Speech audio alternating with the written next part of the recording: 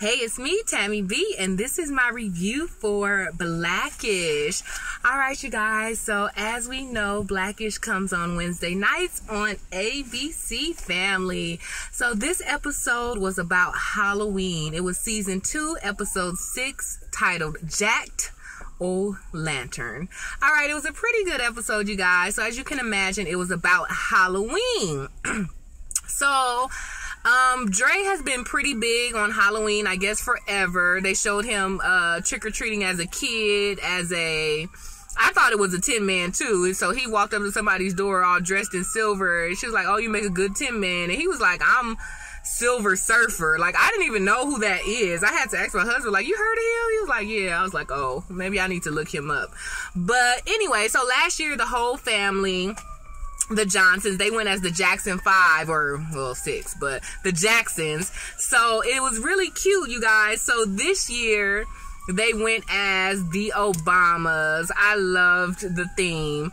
But anyway, so last year, their ghetto cousins came to visit them from Halloween, because I guess they live in Sherman Oaks, and apparently Sherman Oaks is the best Halloween or place to go trick-or-treating, which I did not know when I did, participate in those activities. I wish I would have known, so I could have went out over there. But hey, I guess they said everybody from Compton and Linwood and Los Angeles, whatever, go to Sherman Oaks and whatever, since that's where he lives now. His ghetto cousins come to visit him, you guys. And his ghetto cousins, they rough up his kids, they beat him up, they steal their candy or whatever. And he appreciates it because, you know, him being from the hood and his children being from, you know, this suburban middle class, I guess they ain't got no hood in them, so he appreciates the hood cousins coming and roughing them up a bit. So he's all here for it, and he's looking forward to the cousins coming to rough up his kids or whatever. So I thought that was so funny. And they showed them coming last year and how they roughed up Dre's kids, and they stole pieces of their Jackson 5 costume. They stole some of their candy. I was like, that was so funny. When they walked away with the candy and the little silver glove and all that stuff. That was too cute, you guys. So, that was that. So this year as the Obamas, you guys, they showed Dre first. And at first I just thought he had on a suit. I'm like, okay, we don't see him in a suit often.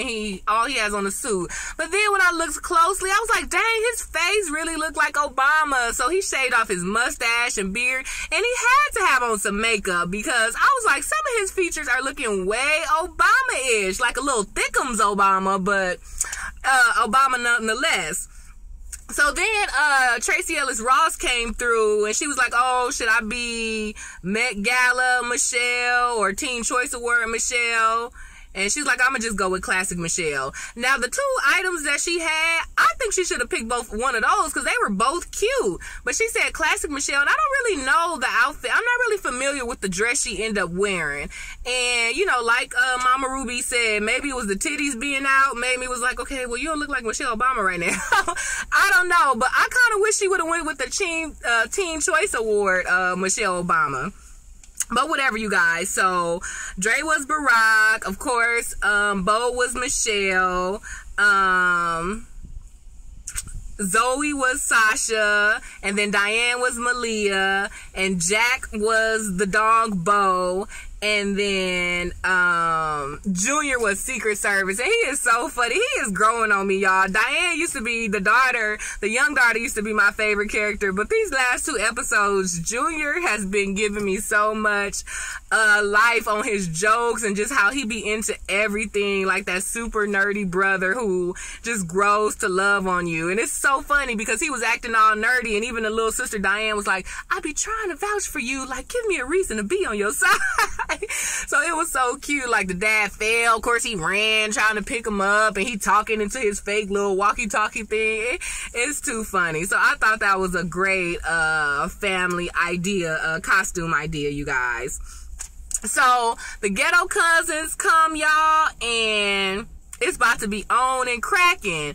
But Dre's kids was ready this time, you guys. Soon as the ghetto cousins came in, they was ready, y'all. They karate chopped them. They bit them. They just fought them back, y'all. So this was the first year ever that the ghetto cousins did not beat up Dre's kids. And Dre was like, what? And then they did another flashback to last year that Dre's kids was so sad and defeated at how they got beat up last year. After Halloween, they was practicing, they was doing drills where they was running up and down the stairs, they was doing a little punching bag stuff. It was so funny. So they was like, I guess we are not getting beat up by these cousins no more. So it all looked good. Like, okay, Dre's kids grow up. They got it down, y'all. Next, who come in the door, y'all? Michael Strahan with his little self, y'all. Well, not little, but he plays Dre's cousin, Junebug. So, come to find out, y'all, Dre used to get punked by his cousin, Junebug, all the time, and he hates it. Junebug even, like, you know, twitch Dre up with his arm in the back and his hand out and kind of make him be screaming. And so he be like, ah, or something like that, like a tea kettle noise. So that's why he called him Tea Kettle. So he was like, say your name, say your name. He was like, Tea Kettle. I was like, it is so funny, you guys. I love this show. So yeah, so Dre or Junebug comes in instantly and just beating him up, socking him, just punking him in front of the whole family. So Diane was like, oh, so that's why you be wanting us to get punked, because you used to get punked. So the ghetto cousins was mad that they lost, so they went in the kids' room, or they went in the Johnson kids' room and kind of was like just messing up their room real bad, locked them out, and it was just a lot of noise going in there. So they knew their room was going to be messed up. So Diane was like, you know what, if we can't win them by fighting, let's win with our words, which actually at first sounded like a good idea. But so they started like, they was like, okay, yeah, let's do that. So they start yelling disses to the ghetto kids, y'all. And did I even write down what they said? Oh, I didn't really, but one of them, Junior Clown, one of them was like, oh, that's why your daddy is the bus boy on a Carnival cruise ship. I was like, I had to laugh because I just came back from one. But and then, from my understanding, those guys make better money than, like, the bus boy, like, at IHOP. So I was like, hey, that's actually not too bad of a job. But whatever, you know, I guess just bus boy, period, supposed to be a not good job for a grown man with, like, 5. Well, I guess what? It was 3 of them, right? I think it was 3 or 4 of them. So they was saying that. And then, another one of them clown, like, you know, you so poor, you so whack, whatever. Instead of Air Jordans, you got Air Jordans.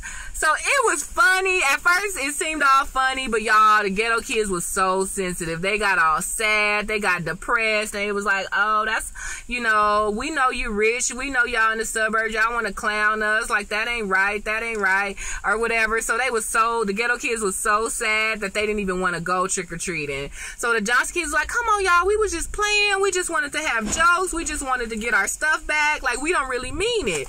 And they was like, truth be told, we don't even know who Zoe real daddy is either. And I was like, I had to laugh because I had totally forgot that was one of the episodes. And you know, they said Bo used to date Rick Fox, and she was like, I'm pretty sure my dad is Rick Fox. So that was kind of a cute tee-hee on that. But whatever, y'all, the ghetto kids, they was so mad they did not go. So the Johnson kids all went trick-or-treating by themselves, y'all, and they ended up getting jacked by these white kids on the scooter. They only took the little boy's candy or whatever, but so they ended up getting jacked, y'all. So, hence the name of the episode Jacked O' Latern.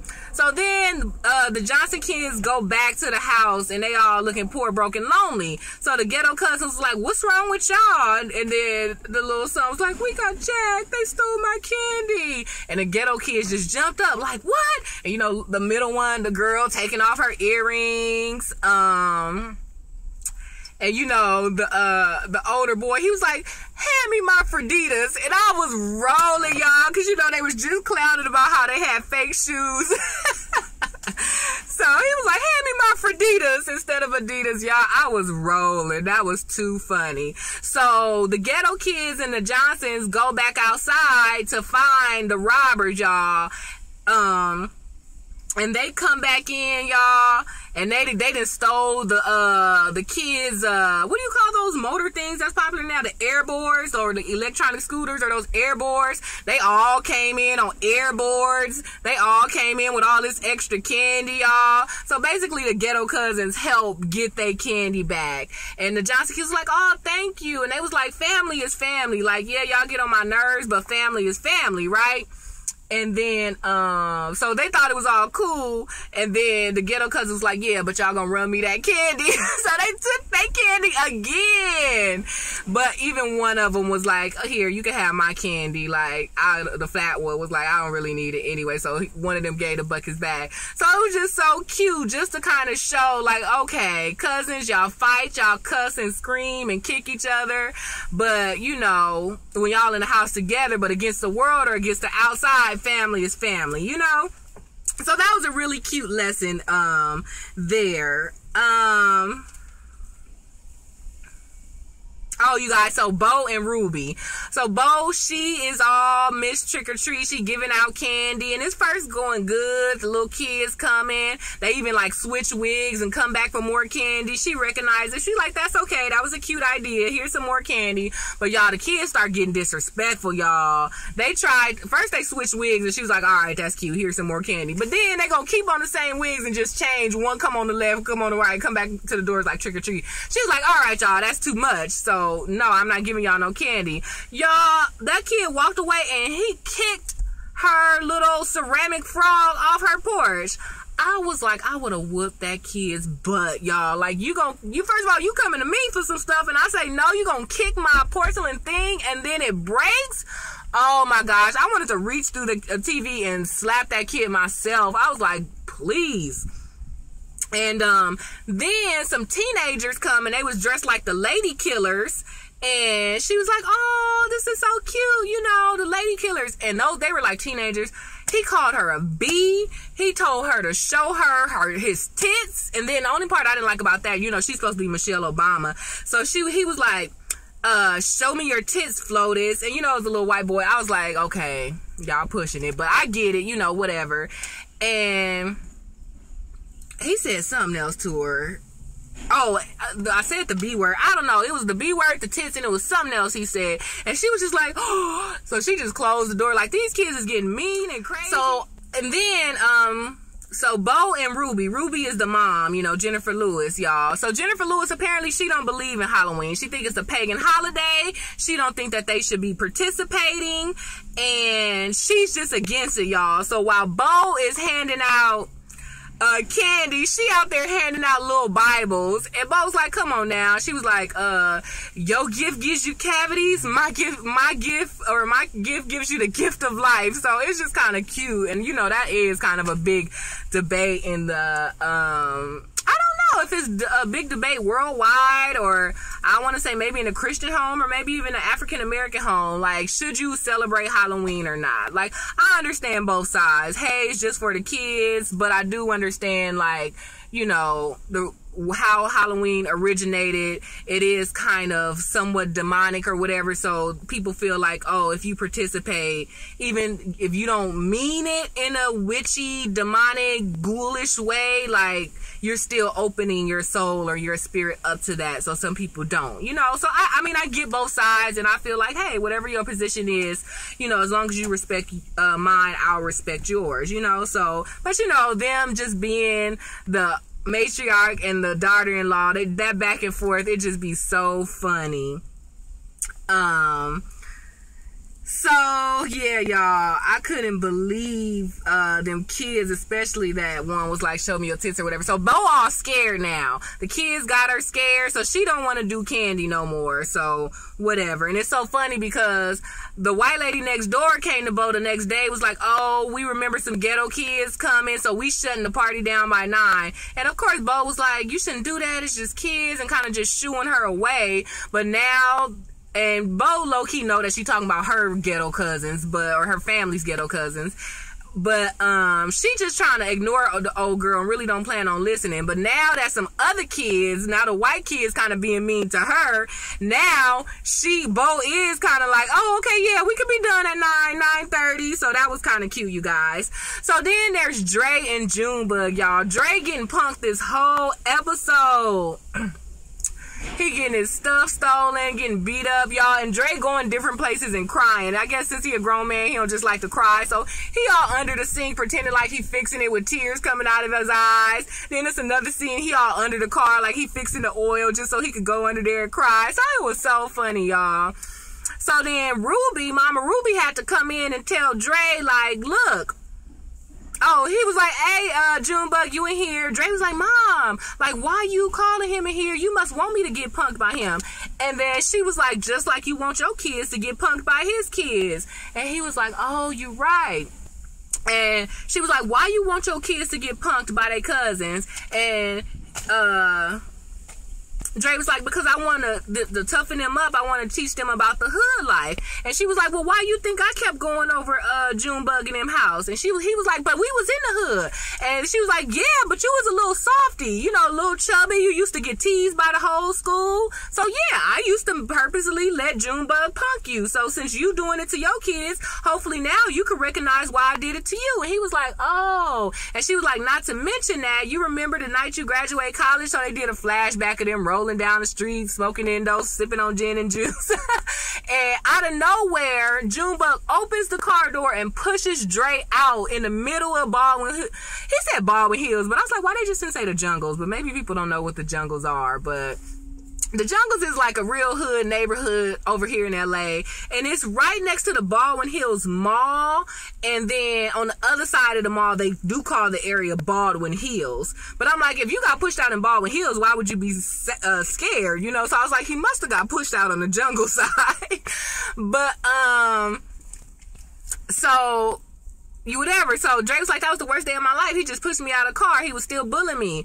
And then the mom was like, no, you had graduated high school. You had a college scholarship. You was on your way to do great things. What you don't know is the police was right behind y'all. You know, he had whatever in the car. So he pushed you out just to save you so you could still grow up, go to college, be successful. So technically, even though he been teasing you, he helped you become who you are today. And Dre was like, wow, I never knew that. I thought that was so cute, you guys. So now Dre is kind of thinking about it. He was like, okay, so I get it now. Even though he get on my nerves, you know, he did help me out. And you know, even though the ghetto cousins get on my kids' nerves, you know, essentially they kind of help them out today too. So Dre goes to Junebug to try to have a heart-to-heart, like, hey, I know you be teasing me, but I just want to say thank you for everything you ever done to me. And it kind of seemed like, oh, okay, that's nice. So it seemed like they about to go in for a hug, and of course, Junebug just headlocks him, make him do the tea kettle thing again, and it is just so funny, y'all. Like hearing Dre cry like a little weenie. And then, of course, you know, just how cousins do sometimes, the one that gets punked gets the upper hand. So Dre ended up being able to put him in a headlock back and get Michael Strahan to make the tea kettle noise back, y'all. So it was so cute, you guys. So that was Blackish. It was really fun. Overall, the theme was family toughens you up, but they also have your back as well. So, alright, you guys, so that was my review for Blackish. I hope you enjoyed it. You know what's up. Give me the thumbs up on this video. Go ahead and check me out on Twitter at TammyB_, and that's TAMI, the letter B, and the symbol _. Alright, see you in the next review. Bye.